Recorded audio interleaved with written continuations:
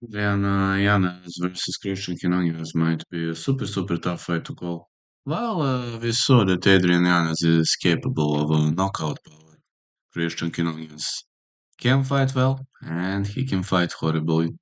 No, that guy is super unpredictable, and no, when you have such an unpredictable fella, that might be a big problem because one day Quinones is the best fighter the world has ever seen. The next day, he gets knocked out by some of the most horrible fighters.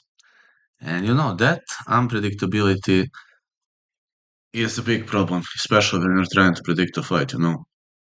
Some fighters, they're always the same, and they lose to better fighters, win worse fighters, but this guy is super unpredictable.